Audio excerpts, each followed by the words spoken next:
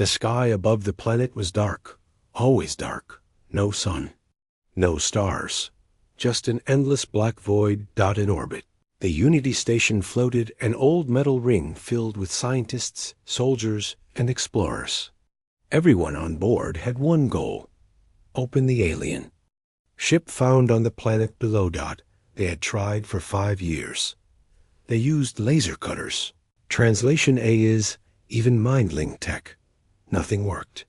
The alien ship just sat there silent, closed, like a sleeping god. But then a boy arrived.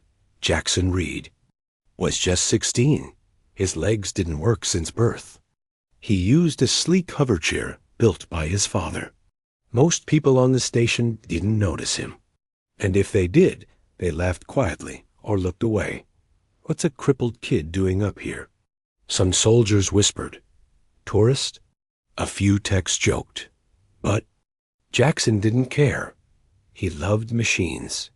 He fixed broken drones, hacked lab doors for fun, and read alien code like it was a game. He didn't need legs.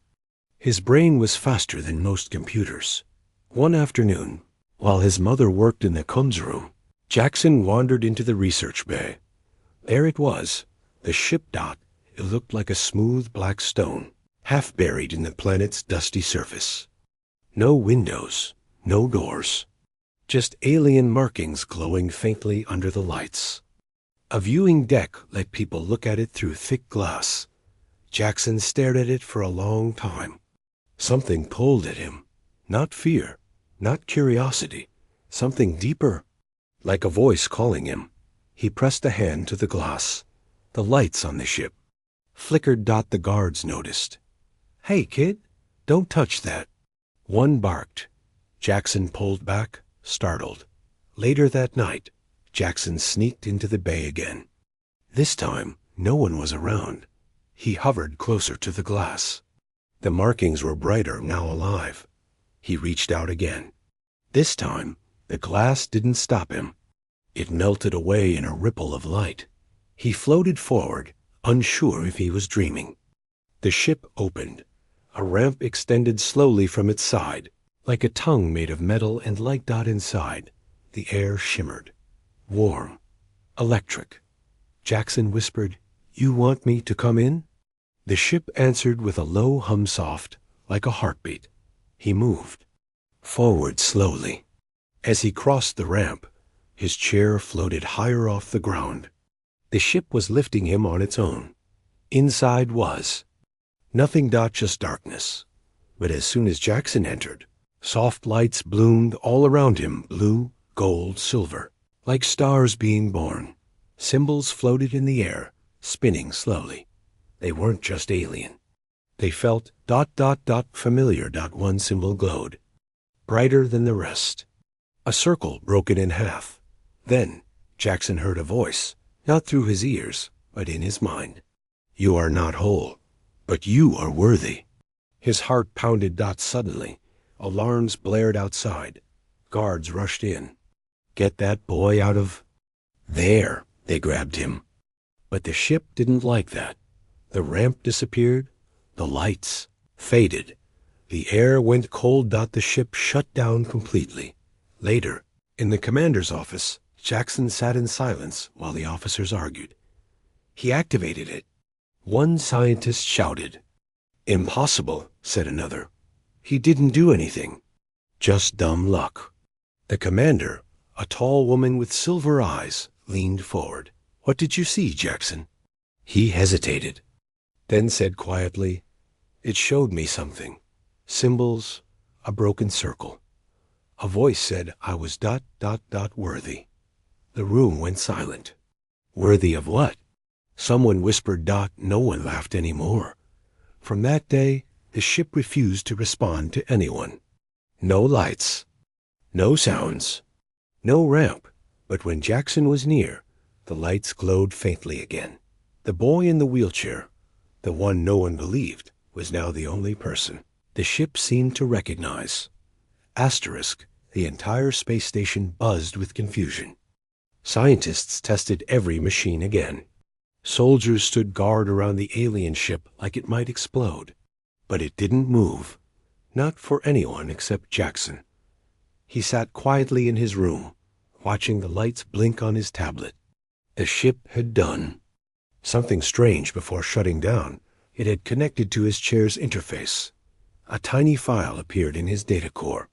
One word showed up again and again. Chosen.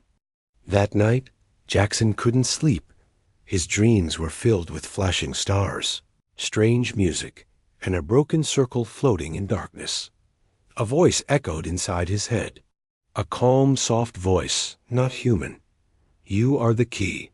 They are the chains. He woke up sweating. His chair hummed under him. And then he heard the signal. A soft pulsing sound, like a heartbeat in digital form. It came from the planet, not loud, not aggressive, but steady like a call waiting to be answered. And only Jackson could hear it. The next day, he asked to visit the ship. Again, the station commander refused. It's too dangerous. The ship went cold after you left it. We don't know what it wants. But it wants me, Jackson said simply. The commander sighed. Why you? Jackson didn't answer. He wasn't sure himself. That night, the signal returned stronger. Inside the ship's lab, a team worked on decoding the energy pulse. It was too advanced. Their computers crashed every time they tried to copy it. Suddenly, the pulse changed. It started sending coordinates, not to the lab, but directly into Jackson's hoverchair. The scientists panicked. How is this chair receiving alien data? Who gave him access? Shut it down. But when they tried to disconnect it, the chair glowed. It lifted Jackson into the air slightly and hovered gently around the lab like it had its own mind. No one could stop it. No one dared touch it. 3 days passed. The alien ship remained quiet, but its heartbeat signal kept flowing into Jackson's chair. His dreams grew more vivid. He could now understand fragments of alien speech. He saw a memory millions of years ago. A race of ancient beings built ships that needed emotion, not control panels. They believed only the wounded could guide others, not the perfect, not the strong, but the broken. Jackson finally understood. The ship didn't want a commander. It wanted someone who knew pain, someone who had endured. At midnight, Jackson's chair began moving on its own again. This time, it took him back to the viewing deck where it all began. No alarms went off. No guards came. It was like the station wanted him to return. The glass wall in front of the alien ship disappeared again, and the ramp unfolded just like before. This time, no one stopped him. He floated into the ship for the second time.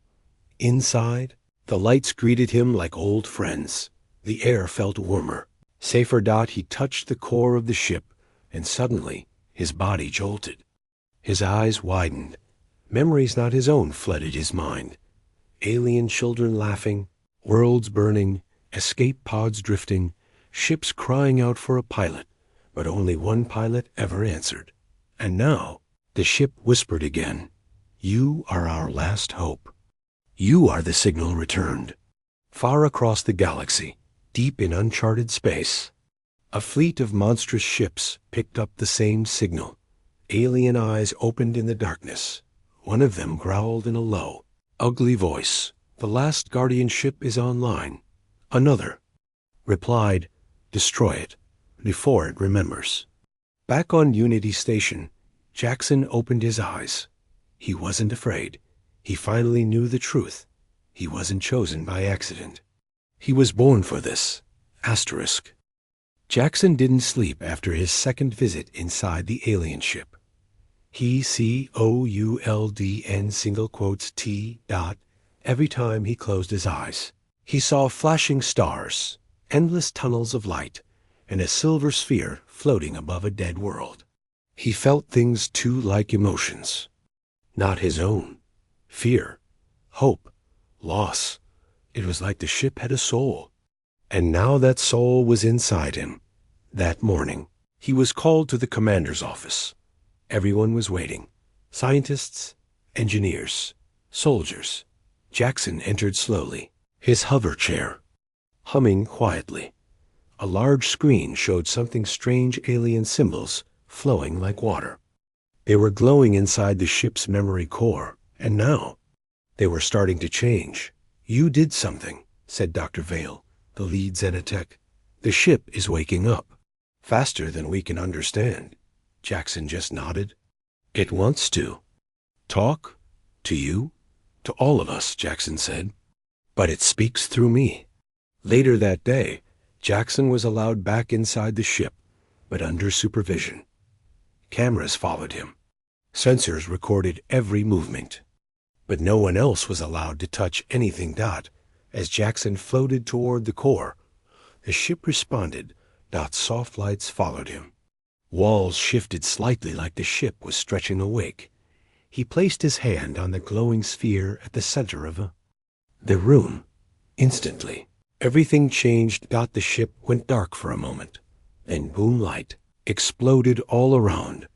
The walls melted away to reveal a holographic sky filled with stars. The scientists outside gasped. Jackson wasn't in the ship anymore. At least, not physically. He was inside its mind. He saw history. Not just images, but living memories. A planet burning. Alien children crying. A tall, glowing figure, half machine, half organic, placing a baby inside a pod. The baby had no legs, just like him. Jackson's eyes filled with tears. "Who are you?" he whispered. The voice returned calm, ancient, and full of pain. "I am Galian. The guardianship. You are my last bond." Outside the ship, alarms began to flash. Energy levels spiked. Gravity fields bent slightly. Lights on the space station flickered. The scientists panicked. "Is the ship powering weapons?" "No," Dr. Vale said, her voice shaking. "It's remembering." Inside, Jackson was shown the true core. It was deep in the ship's center, buried in steel and protected by walls no one could break until now. The ship opened its inner path, revealing a glowing chamber filled with floating crystals. Each crystal contained a memory, a personality, a life. "These were the pilots before you," Dalian whispered. "They all died. But you are not here to die. You are here to wake me fully." Jackson floated to the largest crystal. It pulsed with blue light. The voice inside was faint. A young girl, scared, brave. She had given her life to protect the planet from invasion. Her last words were burned into the crystal. "Even the broken can protect." Jackson's chair lowered. He touched the crystal gently. And it responded. The memory entered him like fire. His heart raced. His hands shook. But he didn't stop. He was learning everything the ship knew. How it fought wars. How it saved dying worlds. How it fell asleep when its last pilot died. Until him. Suddenly, outside, Unity Station picked up a signal. Alien. Unknown. Language. A fleet was approaching. Massive ships. Spikes. Black armor. Hostile. "They're coming for the Guardian," one officer whispered. "They found us." Commander Rain turned to the window, watching the planet below. "The boy isn't ready," she muttered. "We need to move him." But it was too late. Inside the ship, Jackson opened his eyes. He wasn't the same boy anymore. He had seen what the Guardian had seen, felt what its pilots had felt. He whispered one word to the ship: "Awaken." The ship roared. Its walls pulsed with power. Its shields came online. Weapons that hadn't moved in centuries, powered up with glowing red veins. The ground trembled as the ship lifted off the planet. Slowly, Jackson was still inside, his chair locked into place near the control core. And Dalian said calmly, "Pilot bond confirmed. Initiating defense mode." Up in space, the alien fleet changed direction. They had sensed the Guardian's power returning. And they were afraid. They would come faster now. They would try to destroy Earth before the ship could rise again. Back on Unity Station, everyone stared. In shock, the boy in the wheelchair had just reactivated a god, and the galaxy would soon know he wasn't just a passenger. He was the key. Asterisk. The Guardian ship hovered in the sky, glowing like a second sun above the planet. Its energy waves touched the clouds. Everyone on Unity Station watched in silence. Inside the control center, no one made a sound. Not the commander. Not the scientists. Not even the soldiers who once laughed at JAXON. Now they stared at the screens, showing a boy in a wheelchair floating calmly inside an alien ship that obeyed only him. Status report. Commander Rain said, voice low. Energy. Levels off the charts. An officer replied. The ship's systems are evolving. Dr. Vale added, it's absorbing data from our station. Learning. Upgrading. Is the boy doing this? No, she said. The ship is doing it. For him. Back inside the ship, Jackson felt like he was in a dream. But at WASN single quotes T. The Guardian's walls pulsed like a heart. New screens formed in front of him, written in a language he now understood. The ship was building defenses, armor, shields, weapons beyond anything human science had ever imagined, and it kept whispering to him, do not be afraid. Pilot, you are no longer alone. The soldiers outside prepared weapons. We need to be ready, said one. What if the ship turns against us? But it saved us, another replied. It chose him. The first soldier narrowed his eyes. It didn't choose us. They still didn't trust him. Even now, in the conference hall, Earth's leaders joined via hologram. Their faces were tense. A child controls a weapon that can bend space and time, one general said. That's a threat. He's still just a boy, someone argued. A boy we laughed at, ignored, and now he can crush this station with a thought. Commander Rain clenched her fists. We underestimated him. But now, he's a danger, the general interrupted. No, Rain said. He's the only chance we have. The alien fleet was still hours away. But their signal had grown clearer. They called themselves the Vorakai, and they remembered the Guardian ship. It had once destroyed their strongest. Warlords. Now they were coming to erase it, and anyone near it. Jackson was shown all of it. The Guardian opened its full memory banks to him. He saw the Vorakai tear apart peaceful planets. He saw them burn libraries, silence children, erase history. And then he saw one final image. A child no older than him begging the Guardian for help before. Being swallowed by fire. Jackson closed his eyes. The Guardian spoke. I failed them. I will not fail again. Jackson nodded. Then let's fight. The ship's form began to change. Its black surface turned silver. Wings unfolded like blades. Energy. Shields wrapped around its hull, like armor. From space. It looked like a god preparing. For war. Unity Station shook. JAXON flew the Guardian upward through clouds, past atmosphere, into orbit. Cameras followed every move. The same soldiers who once laughed at him now saluted as he passed. The boy in the wheelchair was now the commander of the sky. Inside the ship, a chair rose from the floor. Not a normal one. It was made of light and metal. Designed for his body. It locked onto his hoverchair and fused. No, Jackson didn't just float. He flew. His hands moved like they had wings. Every thought controlled the ship. The Guardian was no longer just a machine. It was an extension of him. Down below, people whispered his name. On Earth, schools showed his image. On Unity Station, no one laughed anymore. They watched with wide eyes and a little fear. What had they ignored all this time? A boy who couldn't walk, but now carried the galaxy's oldest weapon in his hands. Just before he disappeared into the stars, Jackson opened a private channel to the commander. She appeared on the screen. "You still think I'm just a boy?" he asked softly. Commander Rain looked at him with a strange mix of pride and sadness. "No," she said. "I think you're the only one who can save us now." Jackson gave a small smile. "Then it's time." And with that, he vanished into deep space. Far away, the Vorakai fleet entered range. Their ships were dark, silent, sharp like blades. Their leader growled.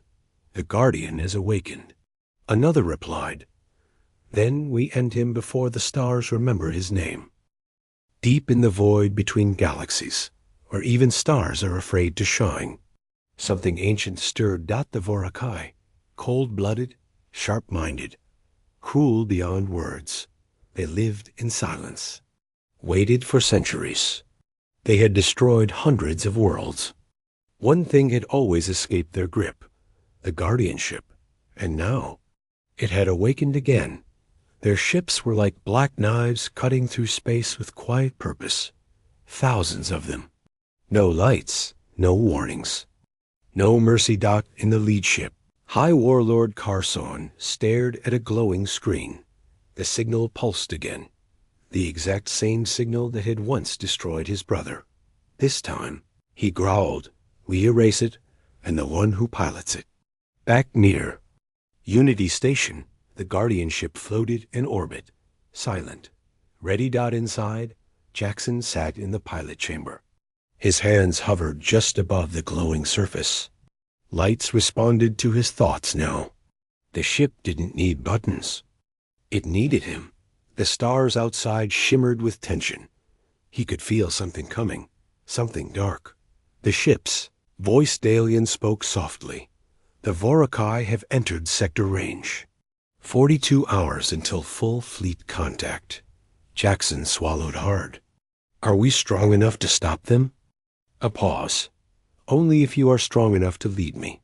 On Unity Station, Earth's leaders argued through holograms. "We must retreat," shouted one general. "We don't even understand that ship." Another barked. Commander Rain stood. Quietly, arms crossed. "He's the only one with a ship that can fight back," she said. "But he's a child." "He's not a child anymore." Silence fell. Meanwhile, Jackson began testing the Guardian systems.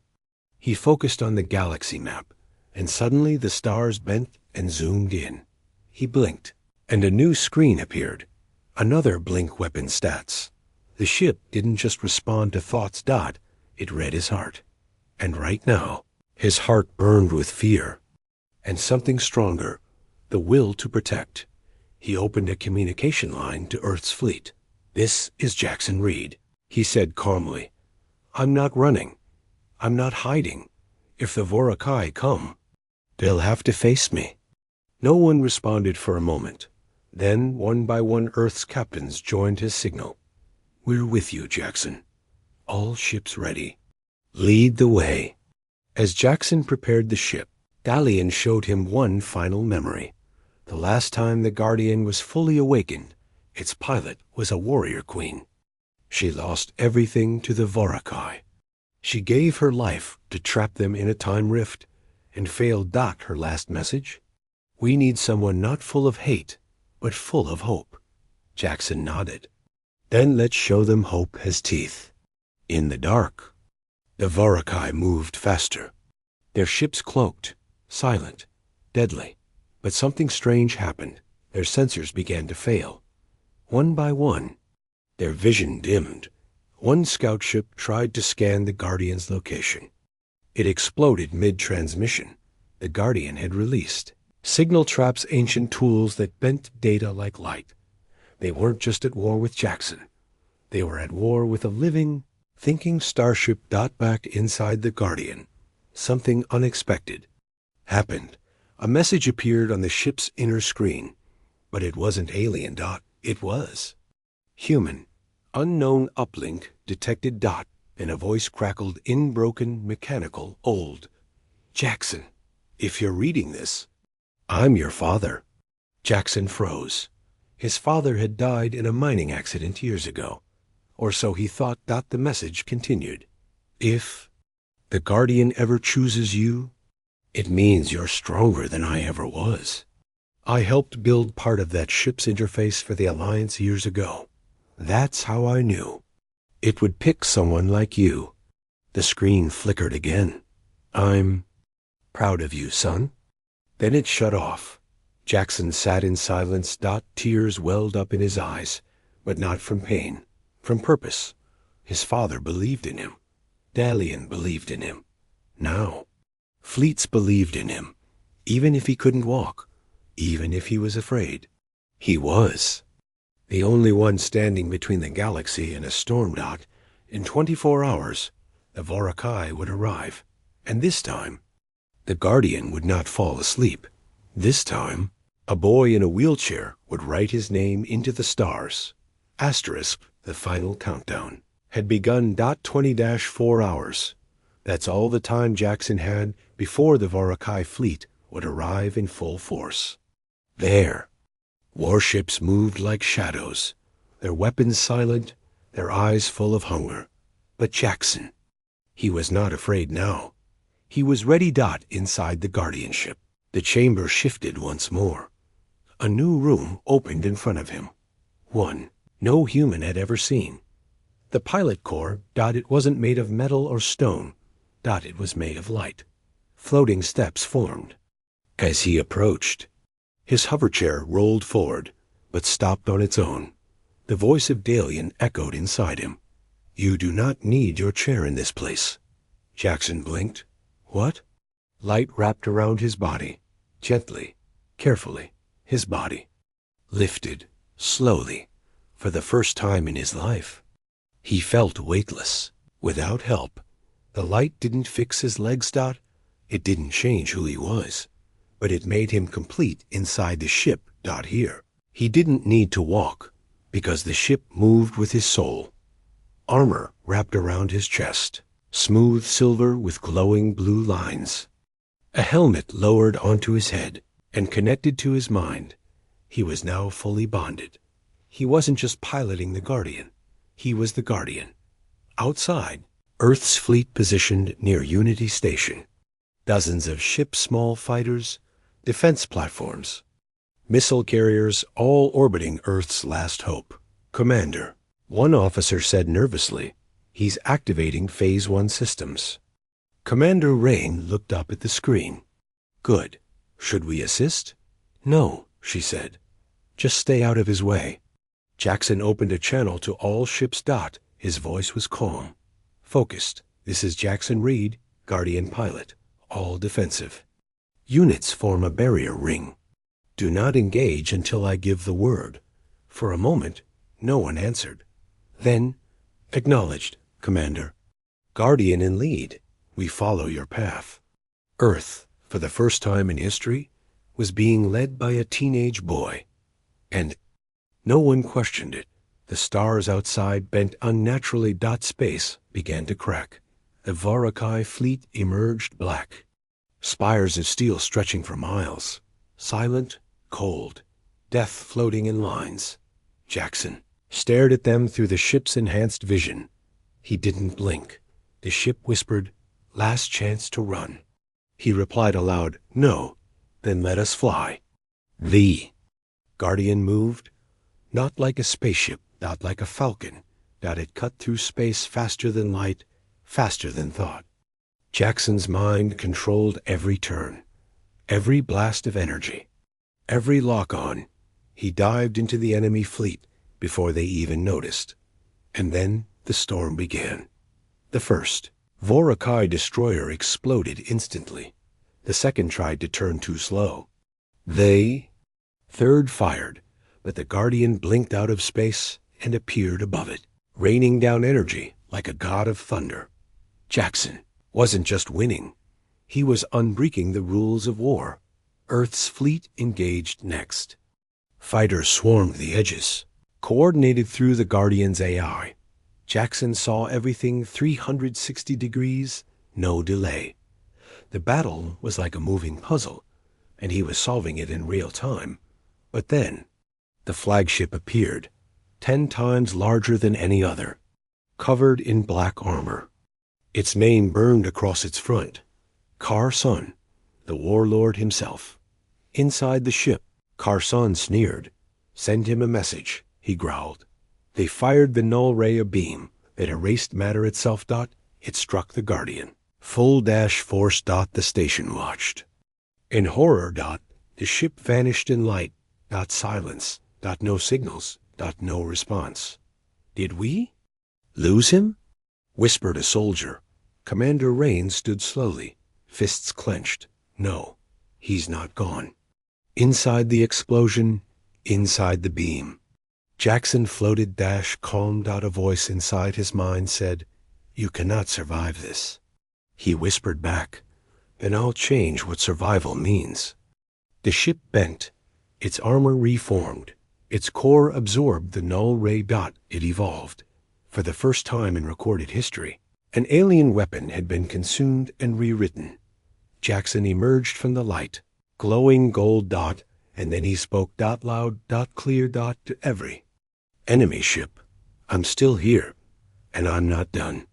The Guardian charged the flagship. The battle wasn't over. It was just beginning. Asterisk. The stars burned behind him. The Vorakai fleet trembled in front of him.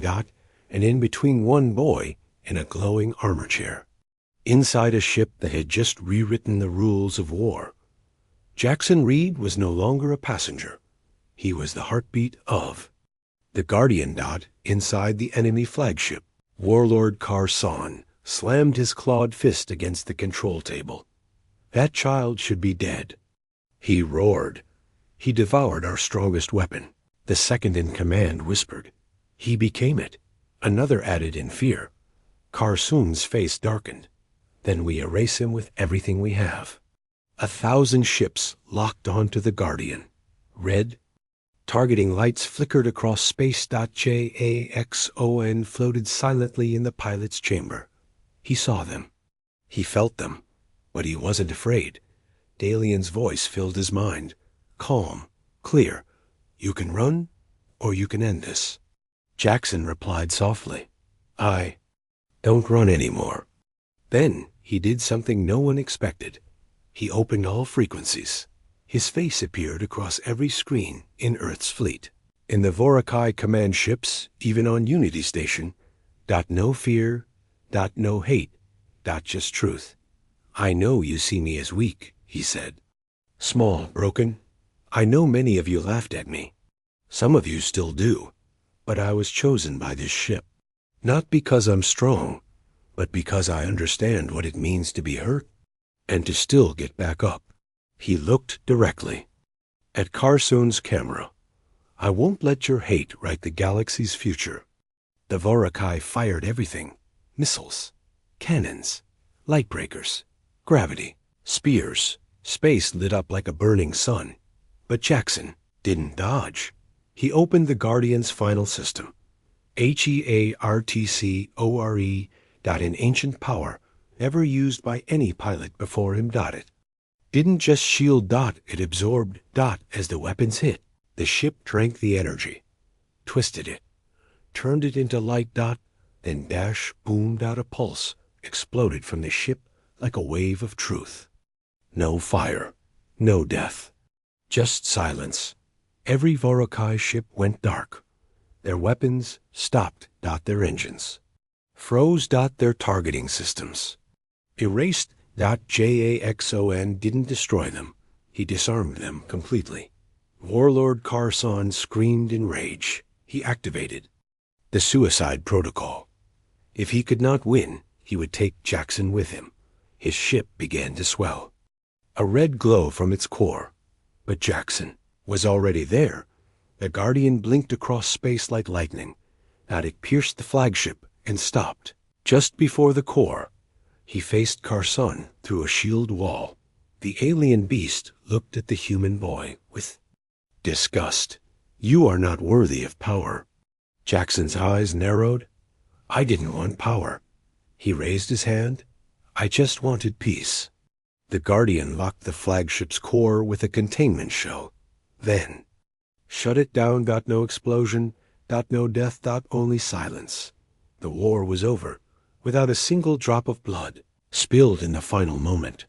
Later, Earth's ships returned home. JAXON floated above Unity Station as thousands of people watched from below. No longer saw a boy in a wheelchair. They saw the pilot of the Unbreakable, the boy who was chosen. Commander Rain stood at the landing bay. "You saved billions," she said softly. Jackson shook his head. "We did. The Guardian just gave me the voice." She smiled. "You gave us hope." Back on Earth, statues were built. Songs were written. And the galaxy finally understood power isn't about strength. Leadership isn't about control. And sometimes, the person they laugh at today is the one who saves them tomorrow. That night, as stars blinked softly in the sky, Jackson sat inside the Guardian one last time. The ship's voice returned, quieter than before. "You are free now." "Will I ever fly you again?" he asked. A pause. "Only when the galaxy forgets and needs to remember once more." Jackson smiled. "Then I'll be ready." The end. Asterisk.